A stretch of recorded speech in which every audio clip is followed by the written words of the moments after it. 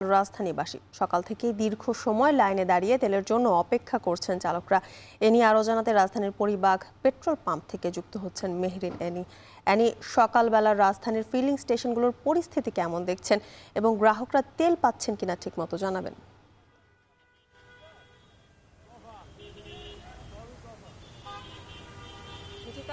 এখানে এসে যেটি দেখতে পেয়েছি যে বরাবরের মতোই সেই ভোর থেকে কেউ কেউ 4টা থেকে এখানে অপেক্ষা করছেন তেলের জন্য, এবং কিছুক্ষণ আগে আসলে এই ফিলিং স্টেশনটি খুলে দেওয়া হয়েছে চালকদের জন্য। আপনাকে যদি আমি পেছনে দেখাই যে আমার পেছনে কিন্তু দীর্ঘ লাইন ইতিমধ্যেই আসলে চলমান আছে, এবং এই পাম্পটি খুলে দেওয়ার পর থেকেই কিন্তু এখানে কিছুক্ষণ আগে থেকেই তেল দেওয়া শুরু করেছে।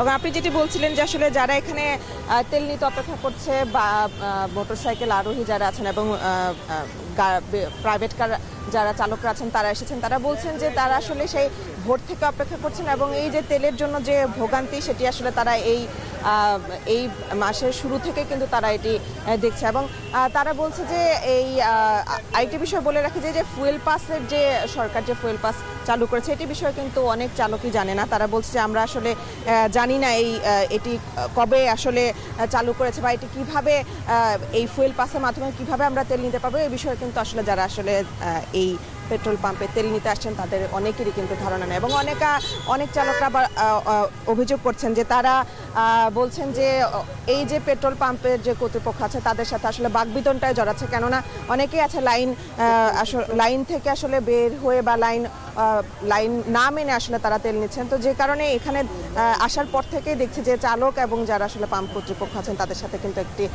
হট্টগোলের চিত্র কিন্তু আমরা দেখতে পেয়েছি। তবে এখানে পাম্প কর্তৃপক্ষ যেটি বলছে যে এখন পর্যন্ত আসলে যে তেল মজুত রয়েছে সেই তেল দিয়ে তারা সারাদিন যারা গ্রাহকরা আছেন তাদের মাঝে তেল বিতরণ করতে পারবে। এবং তবে চালকরা যারা আছেন তারা বলছেন যে এই তেলের যে সংকট সেই সংকটটি আসলে কাটাতে সরকারের যে আসলে প্রত্যেকটি পাম্পে বেশিরভাগ পাম্পই তো এখন বন্ধ, যে কারণে যে পাম্পগুলোতে আসলে তেল এখন পাওয়া যাচ্ছে সেখানে কিন্তু সব থেকে বেশি ভিড় কিন্তু চালকরা করছেন। তো তারা চাচ্ছে যে সব ফিলিং স্টেশনগুলোতে যদি তেল সরবরাহ সঠিকভাবে দেওয়া হয় এবং সরবরাহ যদি থাকে তাহলে কিন্তু এই ভিড়টি তারা বা ভোগান্তি তারা পাবে না। তো এই ছিল যুথিকা আমার কাছ থেকে পরিবাগের ফিলিং স্টেশন থেকে সবশেষ।